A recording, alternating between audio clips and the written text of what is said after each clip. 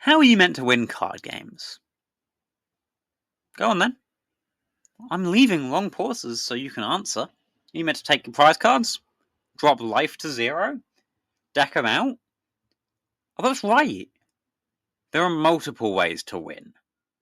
Hey YouTube, Foriknar here, and today I figured we'd just go over win conditions, how to recognise them, and how to get to them. So let's go. First of all, what is a win condition? A win condition is the way you win a game. Set, or even top cut. The win condition for Pokemon tournaments, get a certain amount of points for majors, or, get the top score in, win, loss, tie ratios. That's a win condition. How do you get to top cut? You need to get this amount. That's the condition. There are many ways to win in card games, whether it be winning your round, winning your game. Doesn't matter. Today, we'll talk about them. Win condition 1. The main goal. Each card game has its own way to win. In Pokemon, it's taking a prize.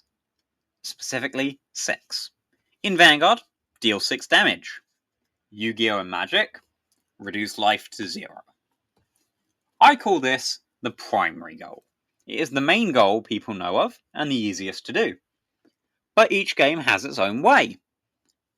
But they're all primary. So what's win condition 2? That would be milling. The most common alternate win condition I find is milling. But what is it? Milling refers to the action of moving cards from the top of your deck to the discard. Mill decks attempt to use cards to mill the opponent out, so they lose the game. Milling is popular because it's well known, and because it's such an easy strategy to understand. There's a set goal to reach. And then win condition 3, alternate. Not every card game has these, but you'll also find win conditions based off of effects. Slowbro, or Exodia, doesn't matter, there's many. They're often really hard to do, and really annoying to do. But they basically win the game. Or in this one's thing, you lose the game. So, you could lose. And now we're going to go on to the last one. Win condition 3.5. Scooping.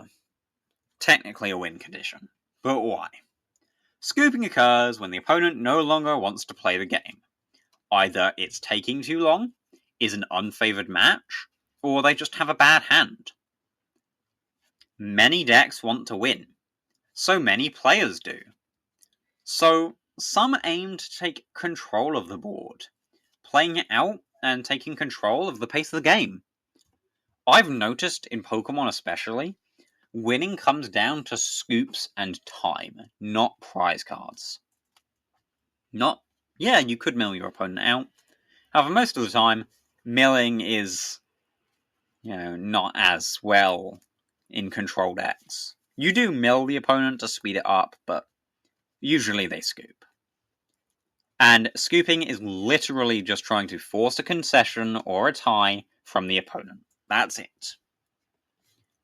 But why do these matter? Well, from a literal game standpoint, it's how you win the game. But it's also how your opponent wins the game.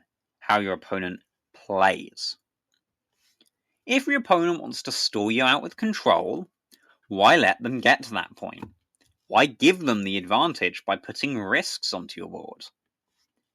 Knowing that the opponent has the strategy in the mind can help set up counterplay. It can help you decide what to use, when to use it, and to get the upper hand by denying them that, by stopping them from getting to their win condition. So finding win conditions then, as I said, we'll talk about finding them. Each deck has its unique strategy. In Pokemon, Dragapult wants to go behind and then take a big prize turn. Raging Bolt wants to aggro as much as possible. But they're different win conditions. So what should you do? Well, how are you getting there? As a Dragapult player, you don't really go ahead. You take the slow setup with Budu, and then try to use cards like Countercatcher. Comparingly, you have Raging Bolt. With Raging Bolt, you want to use aggro cards like Raging Bolt and play quickly with Teal Mask, Crisp Spin, Energy Switches. Just basically be as hyper-aggressive as possible. And that's what you need to be thinking about every turn. How many turns will your strategy take? How many will it take to win? How many will it take for your opponent to win? Think about it every turn, and aim for the win. But do not tunnel vision. If you only focus on one end goal, you may not realize side goals or different paths to take. This image doesn't show it off well, however, in this long corridor, this long tunnel, there are little gaps here, where you could find alternate win conditions. Oh, but I can't KO their big card. So, can you Devo and wipe the board of their good cards? Is it possible? Think about the opportunities. Don't get so tunnel visioned into a knockout, and then not, take out their other good cards. Think about current and possible opportunities. Taking risks is, of course, part of the game. 1% chance of getting something is better than a 0% chance. And in return, make sure you find your opponent's win conditions. Do they want to take a multi-prize turn? Do they want to give you a multi-prize turn? Should you focus on that? And knowing how to counter it. Should you leave a one-prizer inactive? Should you leave something that can't be KO'd in one shot? Are either of those a specific risk? In other games, it could be, do you use a hand trap? Do you take damage to set up a counterblast or try to find a trigger? Or should you deny them that? Can you buy time? Can you disrupt? I can't give you a solid answer, because it's matchup and meta dependent and even game dependent. Ultimately, you need to learn. Different decks have different strategies. If you want to play well, understanding how different decks work is great. Even if you don't play the decks themselves, practice and watch. Practice and watch. Practice and watch, and find their weak spots. And now we'll talk about knowing when to scoop. Obviously, earlier I talked about scooping, but if you don't have your win condition, should you scoop? Sometimes. A win condition is your path to victory, but if you don't have it, it may be worth scooping to save time. But what if you could get it? Do you mind bend and try to knock something out? Adrenabrain damage onto a Budu, try to take prizes? Could that have it? You need to evaluate if it's worth it in your current position.